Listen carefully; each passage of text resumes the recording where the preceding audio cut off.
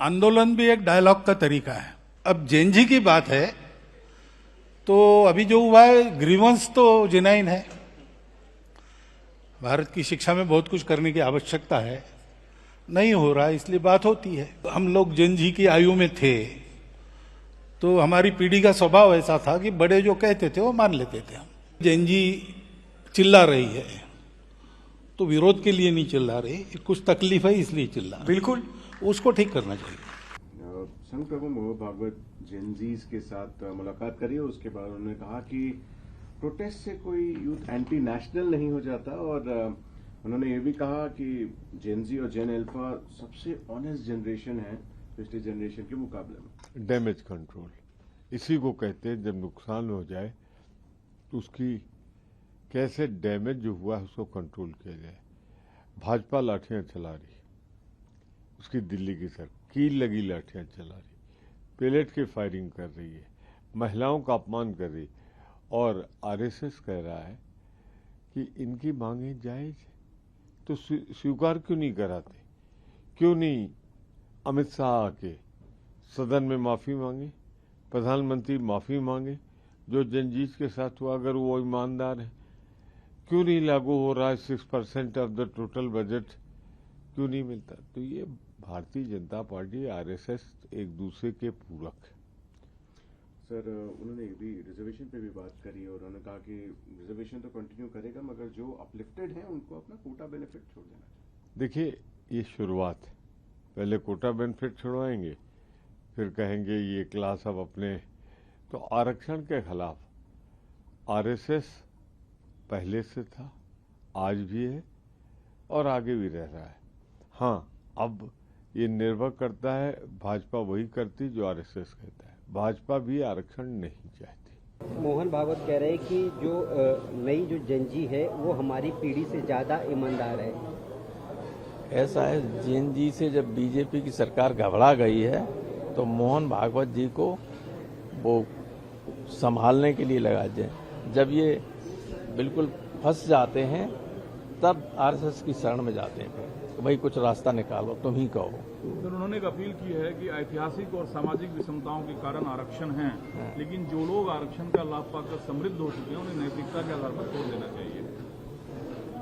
इसमें फिर ये जांच ही नहीं कर पाएंगे कौन हो चुके हैं कौन नहीं हो चुके। ये जनगणना हो जाती है तो सब चीज आ जाती है कि कितनी जमीन है किसके पास, कितने नौकरी में लगे हुए हैं, कितने संपन्न हो गए हैं। ये तब तक हो ही नहीं सकता, लेकिन वो काम करने कहाँ है? हम लोग लगातार मांग कर रहे हैं, फिर जो न हो उसको हटाइए।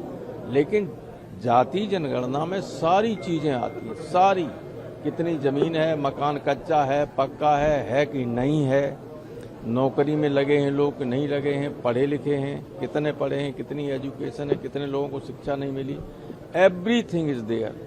लेकिन हो रही जनगणना, उसमें ओबीसी का कॉलम खाली छोड़ दिए, तो कोई ईमानदारी से काम ही नहीं हो रहा है। जिस मुद्दे को सर आप लोग यहाँ उठा रहे हैं, लाठीचार्ज परेड के, मोहन भागवत ने कहा इस बात की मुझे ठीक ठाक जानकारी नहीं है, छात्रों पे ये चला। अच्छा ना, चलना नहीं ये टीवी देखते नहीं क्या लोग? आप देखिए कितने ईमानदारी से लोग बात कर रहे हैं।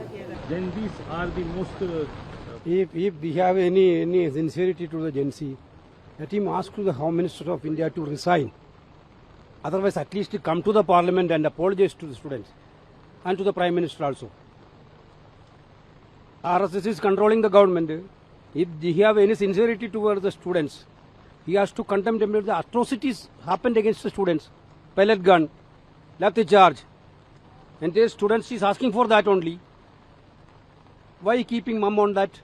But these are all completely eye-washing. कहा है कि रिजर्वेशन होना चाहिए, लेकिन जो अपलिफ्ट हो जाए, जो समृद्ध हो जाए, उनको छोड़ देना चाहिए। अच्छी बात है, बिल्कुल अच्छी बात है। आरएसएस चीफ को ये बात हमें कहने की बजाय या देश को कहने की बजाय सरकार को कहना चाहिए कि सरकार जो है जल्दी जातिगत जनगणना करा के उसके आंकड़े सार्वजनिक कर दे, आर्थिक आंकड़े, तो पता लग जाए कौन अपलिफ्ट हो गया है, कौन जो है बहुत सशक्त हो गया है, कौन सा समाज जो है आगे बढ़ गया है, किसकी हिस्सेदारी पूरी होगी, ये सब चीजें सामने आ जाए।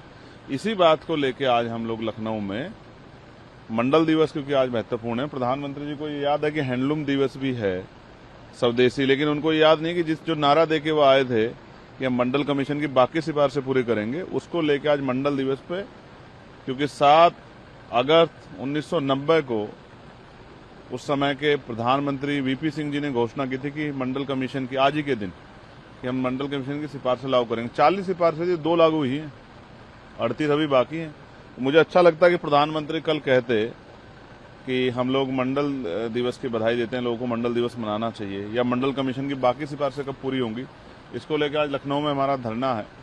और हम इस बात को भूलने वाले नहीं है कि जो वर्ग अभी पीछे रह गए हाशिए पे, उनको मुख्य धारा में लाने के लिए जितना प्रयास हमें करना पड़ेगा हम लोग उसको करेंगे। हम उसके लिए संकल्पित भी हैं और तटस्थ भी हैं कि अब हम पीछे नहीं हटने वाले, अपने लोगों के अधिकार हम लेकर रहेंगे। आरएसएस चीफ ने ये भी कहा कि जो प्रोटेस्टर है वो एंटी नेशनल नहीं है। अब ये उन्हीं के आरएसएस के एक और दूसरे पदाधिकारी 2 दिन पहले कह रहे थे कि ये सब जो हैं उनके बारे में आप शब्द कह रहे थे, वो आज ये कह रहे हैं कि ये प्रोटेस्टर हैं। तो इनको अपने आप तय करना पड़ेगा कि आरएसएस चीफ सही कह रहे हैं या उनके नीचे के पदाधिकारी जो हैं वो सही कह रहे हैं। मुझे ऐसा लगता है कंट्रोवर्सी है नौजवानों को लेके उनके मन में, और नौजवान 2014 में इनको लेके आया था कंधे बिठा के, और नौजवान इनको छोड़ के आएगा इस बार हर जगह से, प्रदेशों से भी और देश से भी। याद रखना मेरी बात को, नौजवान से टकराएंगे तो ये भारत है, और ये वो भारत का वो नौजवान है जिसने शहीद आजम सरदार भगत सिंह की शहादत को भी देखा, करतार सिंह सराभा की भी, जो 19 साल में शहादत देंगे, और इन्होंने शहीद आजम उधम सिंह जी का संकल्प भी देखा है, जो जनरल ओडवायर को लंदन जाके जो है जिससे बदला लेके आते हैं। इनको एहसास नहीं था, इन्होंने लाठी चलाई। इनको सदन में भी जवाब देना पड़ेगा और सड़क पर भी जवाब देना पड़ेगा, देश का युवा देख रहा है। जेन जी ने जो प्रोटेस्ट किया अपने अधिकारों के लिए किया, अपने हक के लिए किया, उनकी एक भी बात जो है मुल्क के खिलाफ नहीं, मुल्क की हुकूमत के खिलाफ जरूर, लेकिन मुल्क के खिलाफ नहीं। और अच्छी बात यह है कि मोहन भागवत साहब ने ये फर्क जो है इसको मान लिया।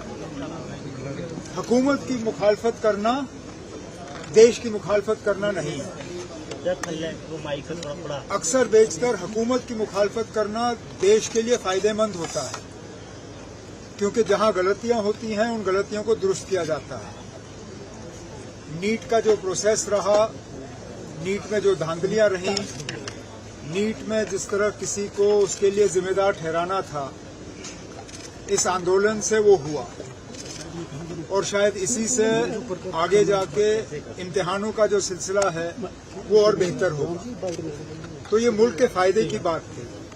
और अब इसके बाद जो मोहन भागवत साहब का जो बयान है, इसके बाद जो बच्चों के साथ हाथापाई हो रही है, जो उनके खिलाफ केसें हो रही हैं, जो सोशल मीडिया पे उनको तंग किया जा रहा है, जहां उन्हें तंग नहीं किया जा रहा है वहां उनके रिश्तेदारों के साथ जो है कहीं कुछ जगहों पे पुलिस जो है बुलाने का काम कर रही है।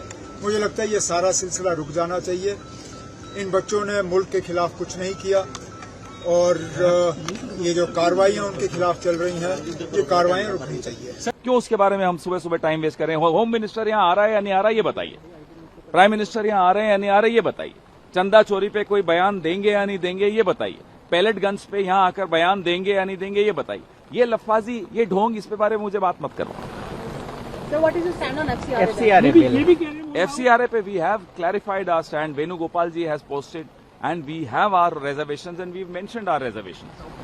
सर ये सवाल भी उठ रहा है कि क्या राहुल गांधी रांची में बात तो करिए छात्रों से, क्या मिलने भी जाएंगे? हमारी डेलीगेशन गई है, हर चीज राहुल गांधी करेंगे, मोदी कुछ नहीं करेंगे।